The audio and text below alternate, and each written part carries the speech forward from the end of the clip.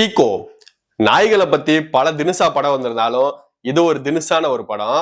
இந்த படத்தோட ஒன்னு என்னன்னு பாத்தீங்க அப்படின்னா, குறியாச்சனுங்கிற ஒரு கேரளால ஒரு பெரிய டாக் பிரீடரா இருக்காரு.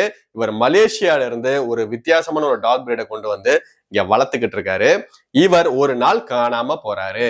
ஆள் எப்படிப்பட்ட ஆள் அப்படின்னா, பெரிய ஒரு பஞ்சாயத்து கேஸ், எங்க பார்த்தாலும் பஞ்சாயத்து, போலீஸ் கேஸ், பல பேர் கூட வெட்டு குத்து இப்படியே தெரிஞ்சிட்டு இருக்கிற ஒரு நாள் இவர் ஏன் காணாம போனாரு, எப்படி காணாம போனாரு, திரும்ப கிடைச்சாரா இல்லையாங்கிறத பல மர்ம முடிச்சுகளை அவுத்து சொல்ற ஒரு படம் தான் இந்த ஈகோ. இந்த படத்தோட பிளஸ் என்னன்னு பாத்தீங்க அப்படின்னா, இந்த படத்தோட ஸ்கிரீன் பிளே சும்மா ஸ்டார்டிங்ல ஒரு மெலோடி சாங் மாதிரி ஸ்டார்ட் பண்ணி கடைசியில ஒரு ராக் கான்செப்ட் லெவல்ல இந்த படத்தை முடிச்ச விதம் ரொம்ப அழகா இருந்துச்சு. இந்த படத்தோட அடுத்த பிளஸ் பாத்தீங்க அப்படின்னா, இந்த படத்தோட குரூ. இந்த படத்துல பிரதீப் ஹீரோவா ஒரு தேர்ந்த அருமையான ஒரு நடிப்பை கொடுத்திருக்காரு. வினீத் நரேன் அவர்கள் சிறந்த நடிப்பை வழங்கியிருக்காங்க. குறியாச்சனா சௌரப் அச்சுதேவா. ஏன்னா இந்த படத்துல குறியாச்சன்கிற கேரக்டர் ரொம்ப முக்கியமான கேரக்டர். இந்த கேரக்டரை நீங்க ஜட்ஜ் பண்ணவே முடியாது.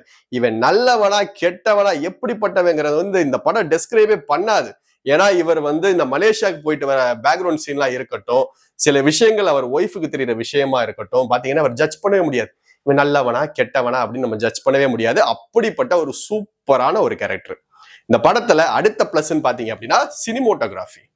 படம் ஸ்டார்டிங்ல இருந்து கடைசி வரைக்கும் நம்ம கண்ணுக்கு குழு குழு குழு குழுன்னு இந்த காடுகளும் மலைகளையும் காட்டின அற்புதமான ஒரு சினிமோட்டோகிராஃபி இந்த படத்துல சூப்பரா இருக்கு.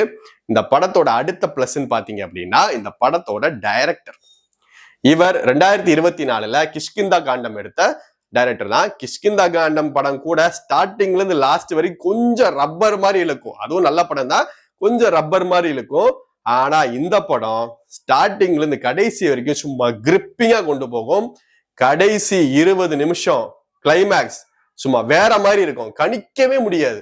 ஏன்னா இப்படி போயிட்டு இருக்கு, எங்கடா அவன் கிடைப்பானா மாட்டானா அப்படின்னு நினைச்சிட்டு இருக்கும் போது கடைசியில நம்ம ஹீரோவும் நம்ம குறியாச்சனோட ஒய்ஃபும் அந்த பேசுற சீன் இருக்கு பாத்தீங்களா, எப்பா உண்மையிலே அடிதடி இல்லாம கண்ணுலே கொலை பண்ற ஒரு அற்புதமான ஒரு கிளைமேக்ஸ்.